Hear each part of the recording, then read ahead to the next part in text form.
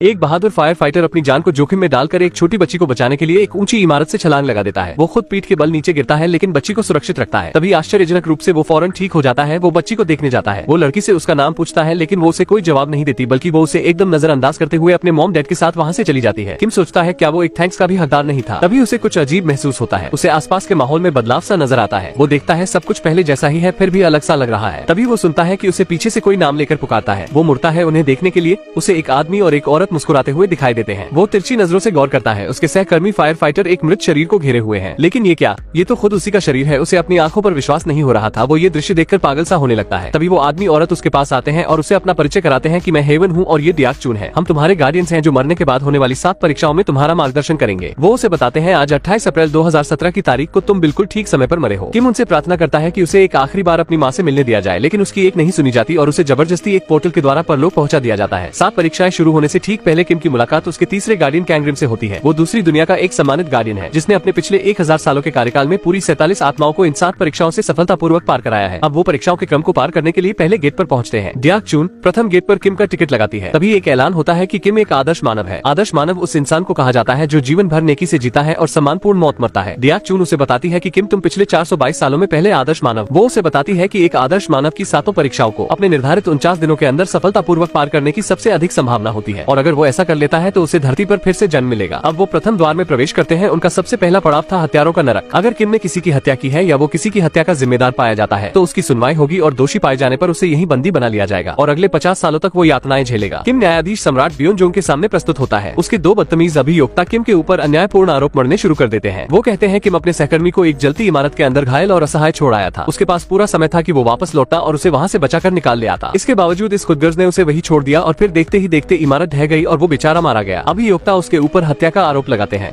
और उसे 50 सालों तक आग में जलने की सजा की सिफारिश करते हैं। तभी उसके बचाव में कैंग रिम उसका प्रतिनिधि बनकर खड़ा होता है। वो उस दिन की घटना को सम्राट ब्योनजोंग के सामने प्रदर्शित करता है जब किम अपने साथी को बचाने की कोशिश कर रहा था। तभी उन्हें उसी बिल्डिंग में फंसे हुए आम लोगों के चीखने चिल्लाने की आवाजें आती हैं। किम का साथी उससे कहता है कि वो जाए और लोगों को पहले बचाए, जिसके बाद लौटकर वो उसे बचा सकता है। जब किम सारे लोगों को सकुशल बचाकर वापस ले आता है तो वो अपने दोस्त को बचाने के लिए दौड़ता है, लेकिन अफसोस तब तक बहुत देर हो चुकी थी। आग ने बिल्डिंग को अपने आगोश में ले लिया और पूरी की पूरी इमारत धराशायी होकर गिर गई, जिसमें उसका दोस्त मारा गया। कैंग रिम न्यायाधीश को बताता है कि जब किम अपने दोस्त को छोड़कर आम नागरिकों को बचाने गया तो उसने पूरी जान लगा दी और उसने पूरे 8 लोगों की जान बचाई। उसने एक के बदले 8 जिंदगियां बचाई हैं और ये एक शानदार काम है और उसे सजा देना सरासर अन्याय होगा। न्यायाधीश ब्योनजोंग उसकी बात से सहमत होता है और किम को आरोप से मुक्त करता है। वो उसे एक योद्धा घोषित करता है। अब गार्डियंस उसे आलस्यों के नरक की ओर लेकर चल देते हैं। यहाँ एक मनमोहक झरना दिखाई देता है, लेकिन इसे देखकर आप भ्रमित मत होना, क्योंकि इसके पीछे अनगिनत सजा याफ्ता आत्माएं हैं जो एक विशालकाय कोल्हू को लगातार चलाते रहने के लिए विवश हैं। और जो आत्माएं इस सजा से भागने की कोशिश करती हैं, उन्हें पानी में मौजूद खतरनाक पिरान्हा मछलियां काट काट कर घायल कर देती हैं। इस झरने से ठीक पहले क्वीन चागोंग का सिंहासन है। क्वीन के सामने किम को अपनी जिंदगी में किया जो भी कठिन परिश्रम है उसे बताना होगा, जिससे ये साबित हो जाएगा कि वो आलसी और अकड़ू नहीं है। गार्डियन क्वीन को किम के स्वार्थहीन काम गिनाना शुरू करते हैं जिन्हें उसने फायर फाइटर रहते हुए अंजाम दिया था। क्वीन उसके कामों को देखकर इतनी ज्यादा खुश होती है कि वो खड़े होकर उसके लिए तालियां बजाती है। वो उससे अत्यधिक प्रभावित होकर पूछती है कि तुम्हें ये सुंदर कार्य करने की प्रेरणा कैसे मिलती थी, लेकिन किम उसे जवाब देता है कि उसने ये सब काम सिर्फ पैसों के लिए किए थे। उसका ये जवाब सुनकर क्वीन क्रोधित हो जाती है। वो कहती है कि तुम्हारे लिए पैसा ही भगवान है। वो अभियोक्ताओं से कहती है कि उसे झरने के पार भेज दिया जाए। अब जैसे ही किम किनारे पर पहुंचने वाला था, कैंग रिम और हेवन पानी में कूद जाते हैं और किम की मदद करने की कोशिश करते हैं। कैंग रिम क्वीन से याचना करता है कि वो किम के पिछले जीवन पर एक बार फिर नजर डाले और इस बार वो क्वीन को किम की जिंदगी का दूसरा पहलू दिखाता है। वो क्वीन को दिखाता है कि किम की जिंदगी बहुत कठिन थी। वो दिन में थका देने वाले अपने फायर फाइटर के जॉब के बाद भी रात में अलग पार्ट टाइम जॉब करके पैसे कमाता था। यहाँ तक कि वो वीकेंड्स में भी काम की तलाश में रहता था। उसने जिंदगी में अपने आराम के लिए कभी समय निकाला ही नहीं और ये सब उसने सिर्फ अपनी बीमार माँ की अच्छी देखभाल और अपने छोटे भाई का सुप्रीम कोर्ट जज बनने का सपना पूरा करने के लिए किया। वो ये कहते हुए अपनी बात खत्म करता है कि अगर किम ने अपने परिवार के लिए काम नहीं किया होता तो शायद वो आज जिंदा भी नहीं होते। अब क्वीन अपना अंतिम निर्णय सुनाती है। वो कहती है कि हालांकि किम ने काम पैसे कमाने के लिए किया, लेकिन उसका उद्देश्य स्वार्थहीन था। वो सच में उन गिने चुने इंसानों में से है जो दूसरों के लिए अपनी जिंदगी जीते हैं। अब अगले चरण के लिए जाते हुए रास्ते में भयानक मॉन्स्टर्स उनके ऊपर घात लगाकर हमला कर देते हैं। बहुत मुश्किलों से किसी तरह दुर्गम रास्ते को पार करने के बाद कैंग रिम किम को बताता है कि मॉन्स्टर्स के हमले का मतलब ये है कि उसके परिवार का कोई सदस्य मर गया है और उसकी आत्मा प्रतिशोध के लिए धरती पर भटक रही है और इसी वजह से उनके रास्ते में ये रुकावटें आ रही हैं। किम चिंतित होता है कि कहीं उसकी माँ तो नहीं गुजर गई। कैंग रिम कहता है इस समस्या से पार पाने का सिर्फ एक ही तरीका है, हमें किम के परिवार के उस सदस्य की बॉडी को ढूंढकर उसे जलाना होगा। वो मृतक को ढूंढने के लिए धरती पर पहुंचता है। उधर गार्डियन किम की आंखों पर काली पट्टी बांध देते हैं क्योंकि वो मॉन्स्टर्स देखने के लिए उसकी आंखों का इस्तेमाल कर रहे थे। अब वो उसे अगले पड़ाव पर ले जाते हैं जो है धोखे का नरक, जहाँ उसका फैसला धोखे की देवी को करना है। किम ने अपने जीवन में क्या क्या झूठ बोले हैं और उनका क्या प्रभाव हुआ है। अभियोक्ता उसके खिलाफ धोखेधड़ी का आरोप लगाते हैं। किम ने लगभग 100 झूठे पत्र लिखे जो उसने अपने मृत सहकर्मियों के बच्चों को लिखे थे। वो न्यायाधीश के सामने एक उदाहरण रखते हैं कि उसका एक सहकर्मी जो बचाव कार्य के दौरान मारा गया था, किम उसकी बेटी जियान को उसका पिता बनकर पत्र लिखता था। उसने उन पत्रों के जरिए जियान का उत्साह बढ़ाने और उसे सही दिशा दिखाने की कोशिश की थी। किम कहता है कि वो तब एक छोटी सी बच्ची थी और वो चाहता था उसे उस दुख का एहसास ना हो। लेकिन अभियोक्ता कहता है कि क्या उसने कभी ये सोचा कि जब लड़की को पता चलेगा कि वो सारे पत्र नकली थे तो उसे कितना दुख पहुंचेगा। किम के पास इसका कोई जवाब नहीं था और अब न्यायाधीश सजा के तौर पर उसकी जीभ काटने का आदेश देती है। तभी डियाक चून उसका पक्ष रखने सामने आती है। वो न्यायाधीश को किम के दूसरे और नकली पत्र दिखाती है जो उसने अपनी माँ को लिखे थे। इन पत्रों में किम ने अपनी माँ को लिखा था कि उसने परिवार बसा लिया है और उसका एक बेटा भी है और वो एक खुशहाल जिंदगी जी रहे हैं। ये सब झूठ था। किम ने कभी शादी की ही नहीं थी और न ही उसके बच्चे थे। डियाक चून बताती है कि किम ने अगर ये पत्र अपनी माँ को ना लिखे होते तो उस वक्त उसकी माँ जो गंभीर बीमारी से जूझ रही थी वो कभी भी उससे बाहर नहीं निकल पाती। उन लेटर्स ने उसे बीमारी से लड़ने की शक्ति दी थी। अभियोक्ता एक बार फिर उससे पूछता है कि उस दुख का क्या जो उसकी माँ को सहन करना पड़ता अगर उसे पता चलता कि ये सब झूठ था। डियाक चून कहती है कि किम ये पत्र कभी नहीं लिखता अगर माँ गंभीर बीमार ना होती और उन पत्रों की वजह से जो खुशी उसे मिली उससे वो बहुत जल्दी ठीक हो गई और अगर उसने उस बच्ची को वो पत्र ना लिखे होते तो उसका अपनी पढ़ाई पर से ध्यान हट जाता। किम ने ये झूठ औरों की भलाई के लिए बोले थे, ना कि अपने लिए। न्यायाधीश अब किम को सारे आरोपों से मुक्त कर देती है और उसे जाने देती है। उधर पृथ्वी पर कैंग किम के घर उसकी माँ को देखने जाता है जो एक गूंगी बहरी महिला है। वो कहता है कि वो यहाँ किम के प्रति अपना आदर प्रकट करने आया है। लेकिन जब माँ वहाँ से चली जाती है तो कैंग का सामना किम के भाई होंग की आत्मा से होता है जो अगरबत्ती के धुएं के पीछे छिप रहा था। कैंग उससे पूछता है कि तुम्हारी मौत कहाँ हुई थी, लेकिन आत्मा वहाँ से भाग निकलती है और कैंग उसका पीछा करता है। आत्मा उसके हाथ से निकल जाती है जिसके बाद वो किम और गार्डियन से संपर्क करता है। वो उसे बताता है कि उसकी माँ और भाई बिल्कुल ठीक है और जब किम खुशी मनाते हुए झूमने लगता है कैंग गार्डियंस को उसके भाई के बारे में सच्चाई बताता है। वो कहता है कि किम के आगे की परीक्षाओं को सफलतापूर्वक पार करने के लिए यही अच्छा है कि वो सच न जाने। अब वो आत्मा को ढूंढकर खत्म करने के अपने मिशन को जारी रखता है जबकि किम और दूसरे गार्डियन अगले पड़ाव के लिए अपनी यात्रा पर निकल पड़ते हैं। रास्ते में किम डियाक चून को बताता है कि वो मरने से पहले अपनी माँ को एक राइस कुकर गिफ्ट करना चाहता था। वो उनका शुक्रिया करना चाहता था कि उन्होंने उसके और उसके भाई को बचपन से बड़े होने तक स्वादिष्ट चावल पकाकर खिलाए थे। वो बताता है कि उसने उस कुकर में उसके लिए एक आखिरी पत्र भी छोड़ा था। इस पत्र में उसने सारा सच लिखा था कि कैसे उसने पिछले पत्रों में झूठ लिखा था ताकि वो खुश रहे और उस पर गर्व करे और वो उसे कितना ज्यादा प्यार करता है। अब वो अन्याय के नरक पहुंचते हैं। यहाँ आत्माओं को जरूरतमंदों की मदद करने से इनकार करने के जुर्म में सैकड़ों सालों तक सजा मिलती है, लेकिन क्योंकि किम एक आदर्श मानव है उसे इस नरक में बिना सुनवाई के आगे जाने दिया जाता है। उधर पृथ्वी पर कैंग रिम मिलिट्री बेस पर पहुंचता है जहाँ किम का भाई होंग तैनात था। उसे पता चलता है कि किम के भाई होंग को यहाँ भगोड़ा घोषित कर दिया गया है और मिलिट्री उसे तलाश कर रही है। लेकिन ये एक अजीब बात थी कि वो भला क्यों भागेगा जबकि कुछ दिनों बाद ही वो सेना से रिटायर होने वाला था। कैंग रिम एक कमांडर का भेष धारण करता है और होंग के केस की पड़ताल करता है। वो लेफ्टिनेंट पार्क से सवाल जवाब करता है जिसने होंग को ड्यूटी पर तैनात किया था। वो उसकी बातों से समझ जाता है कि वो कुछ छुपा रहा है। इसके बाद वो सार्जेंट डॉन यंग के पास जाता है जो उस रात होंग के साथ ड्यूटी पर अकेला था जब वो गायब हुआ था। वो उसके समय को पीछे ले जाकर देखता है कि वो होंग का पूरी मिलिट्री में इकलौता दोस्त था। जहाँ हर कोई डॉन यंग को शर्मीला और डरपोक मानता था। होंग कठिन समय में उत्साहवर्धक गीत गाकर उसके उत्साह को बढ़ाता था। अब कैंग रिम उस रात के समय में जाकर देखता है जब होंग गुम हुआ था। उस रात डॉन यंग घबराया और डरा हुआ दिखाई दे रहा था। वो घबराहट में अपनी राइफल के सेफ्टी प्लग को ऑन ऑफ कर रहा था। वो इस बात से डरा हुआ था कि कुछ समय बाद होंग रिटायर हो जाएगा और उसके बाद मुझे परेशान करने वालों से सामना करने के लिए वो मेरे साथ नहीं होगा। होंग उसे बताता है कि वो सेवा मुक्त होने के बाद भी उससे मिलने आता रहेगा और लेफ्टिनेंट पार्क तो उसके साथ ही। वो गले मिलते हैं। होंग डोंगयंग से अपनी राइफल को सही से पकड़ने के लिए कहता है। ऐसा करते हुए गलती से उससे होंग के ऊपर एक राउंड फायरिंग हो जाती है। होंग डोंगयंग को लेफ्टिनेंट पार्क को बुलाने के लिए कहता है और जब लेफ्टिनेंट पार्क दौड़कर वहाँ आता है वो न सिर्फ इसे आर्मी बेस में रिपोर्ट न करने का निर्णय करता है बल्कि वो डोंगयंग को होंग की बॉडी को छिपाने में उसकी मदद करने के लिए राजी करता है। वो उससे कहता है कि होंग भी यही चाहेगा। कैंग रिम ध्यान देता है होंग उस समय मरा नहीं था। उसके बावजूद दोनों ने उस घटना को छुपाने के लिए मिलकर उसे जिंदा दफना दिया। होंग की बॉडी ढूंढने के बाद कैंग रिम उसे नष्ट नहीं करता बल्कि वो होंग की आत्मा के प्रतिशोध में उसकी मदद करने का फैसला करता है। उधर परलोक में जाते हुए किम याद करता है कि उसका छोटा भाई केबल कार में बैठना चाहता था। डियाक चून बताती है कि हम गार्डियंस भी कभी धरती पर इंसान हुआ करते थे लेकिन हमारी पिछली जिंदगी की यादाश्त को मिटा दिया गया। इस बात पर डियाक चून और हेवन के बीच बहस छिड़ जाती है। उनकी बहस के बीच ये खुलासा हो जाता है कि किम का भाई मर चुका है और उसकी आत्मा प्रतिशोध में भटक रही है। कैंग रिम धरती पर डॉन यंग का पीछा करते हुए एक क्लब में पहुंचता है। वो देखता है होंग की आत्मा उसे मारने की कोशिश कर रही है। एक बार फिर दोनों के बीच भयंकर पकड़ा पकड़ी शुरू होती है और अंत में कैंग रिम होंग की आत्मा को पकड़ लेता है। वो होंग से अब रुक जाने के लिए कहता है। वो कहता है कि तुम मेरे साथ चलकर अपने भाई की परलोक में चल रही कठिन परीक्षाओं में उसकी मदद करो। लेकिन कैंग रिम ये सुनकर हैरान रह जाता है कि होंग ने अपने भाई किम को पिछले 15 सालों से देखा ही नहीं है जब से वो घर छोड़कर भाग गया था और वो उससे नफरत करता है। अब होंग भाग निकलता है। डॉन यंग किम की माँ के घर जाता है और वो कुछ अंदर फेंक कर भाग जाता है। किम की माँ देखती है कि ये एक नक्शा है जो होंग की बॉडी का पता बताता है। होंग भी उस नक्शे को देखता है। उधर डॉन यंग एक गलत फैसला लेने जा रहा है और कैंग रिम उसे ऐसा करते हुए देख रहा है। तभी होंग की आत्मा पीछे से आती है और वो कैंग रिम से डॉन यंग की जिंदगी को बचाने की प्रार्थना करता है और इसके बदले वो जैसे कहेगा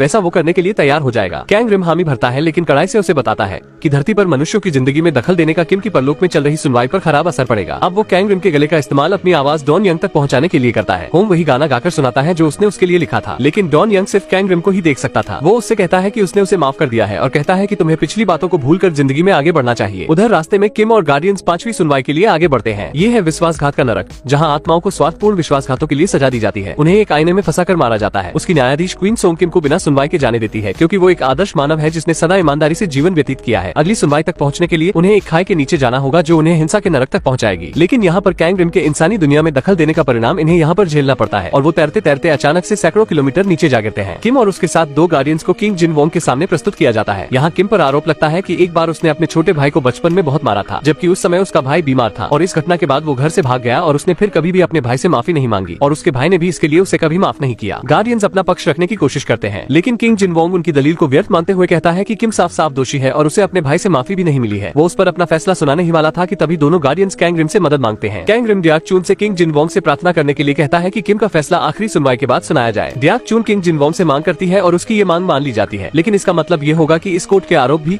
सुप्रीम कोर्ट के आरोपों के साथ में प्रस्तुत किए जाएंगे और अगर किम दोषी पाया जाता है तो किम को अतिरिक्त सजा मिलेगी ही और उसके गार्डियन से भी उनके गार्डियन होने के सभी अधिकार छीन लिए जाएंगे। अब वो यहाँ अगली सुनवाई के लिए आगे बढ़ते हैं। ये था नालायक संतानों का नरक, जहाँ इस आधार पर सुनवाई होती है कि आपने अपने माता पिता के साथ किस तरह का व्यवहार रखा है। कोर्ट में पहुंचने से पहले किम अपने दोनों मौजूद गार्डियंस के सामने कबूल करता है कि मैं एक अच्छा बेटा नहीं था। हमारी माँ लाइलाज बीमारी से मर रही थी और उनके अलावा हमारा कोई नहीं था। मैं और मेरा भाई हर रोज भूख से मरते थे। 15 साल पहले उस दिन जब मैं घर छोड़कर भाग गया था, मैंने अपनी बीमार माँ को मारने की कोशिश की थी। वो सोई हुई थी, लेकिन तभी मेरा भाई जाग गया और उसने मुझे रोकने की कोशिश की। मैंने उसे बहुत मारा और फिर मैं भाग गया। उस वक्त मेरा इरादा था कि माँ को मारने के बाद मैं ढेर सारी नींद की गोलियां खाने में मिलाकर खुद और अपने भाई को खिला दूंगा और इस तरह हम दोनों भी मर जाते। उस दिन के बाद मैंने अपने भाई और माँ को नहीं देखा, मैं सिर्फ उन्हें पत्र लिखता रहा। उसके राज सुनकर हेवन सोचता है गई भैंस पानी में। उधर कैंग रिम होंग की आत्मा को पवित्र कर देता है। होंग अपनी माँ को आर्मी बेस पर जाते हुए देखता है, जो अपने बेटे के लिए प्रदर्शन करने वहाँ आती है, और क्योंकि वो गूंगी है उसके पास एक संदेश था जिसमें उसने अपने बेटे को ढूंढने में उसकी मदद के लिए लिखा था। तभी लेफ्टिनेंट पार्क वहाँ आता है और उसे रोकने की कोशिश करता है। वो उसे धक्का देता है जिससे होंग गुस्सा होकर उसकी तरफ बढ़ता है। होंग की माँ लेफ्टिनेंट को वो नक्शा दिखाती है जिससे लेफ्टिनेंट पार्क और भी ज्यादा आग बबूला हो जाता है। वो उसे धक्का देकर जमीन पर गिरा देता है। इसके बाद वो उसे एक एम्बुलेंस में डाल देते हैं। ये देखकर एक बार फिर होंग अपने प्रतिशोध वाले स्वरूप में वापस आ जाता है और वो अपने क्रोध से एक बड़ा तूफान पैदा कर देता है और इसका प्रभाव दूसरी दुनिया में दिखाई देता है। रेतीले दानव किम और गार्डियंस के ऊपर हमला करना शुरू कर देते हैं। उधर कैंग रिम को लेफ्टिनेंट पार्क को होंग की गिरफ्त से निकालने में मुश्किल हो रही थी, इसलिए वो मदद के लिए हेवन को बुलाता है। जैसे जैसे लड़ाई बढ़ती जा रही थी, किम धीरे धीरे रेत में समाता चला जा रहा था। तभी होंग देखता है उसका भाई रेत में धंसने वाला है। वो अपने प्रतिशोध के स्वरूप को शांत करता है। उसके ऐसा करते ही अंतिम सुनवाई की अदालत उसके सामने प्रकट होती है। परलोक के किंग यमराज किम पर लगे आरोपों को पढ़ते हैं। वो बताते हैं किम के ऊपर 15 साल पहले अपनी माँ को मारने की कोशिश करने का आरोप है और कारण से उसे सजा दी जाएगी। डियाक चून किंग के सामने याचना करती है।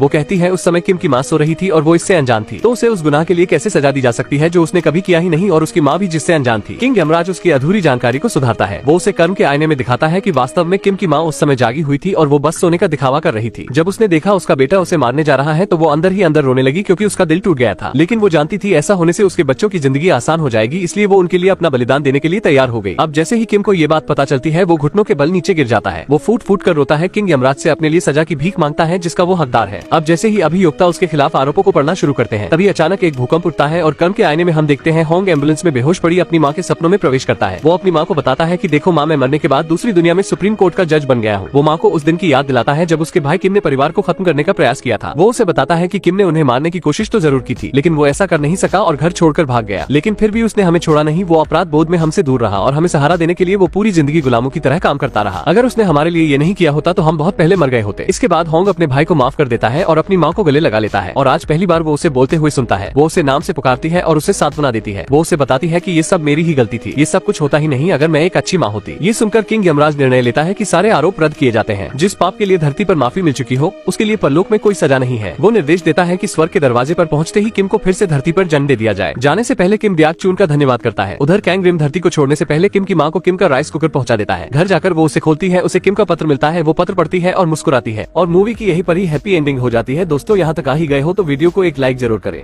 और भी ऐसी ही मूवी एक्सप्लेन वीडियो देखने के लिए चैनल को भी जरूर सब्सक्राइब करें। हम मिलेंगे आपसे बहुत ही जल्द ऐसी ही धमाकेदार वीडियो में। तब तक के लिए गुड बाय।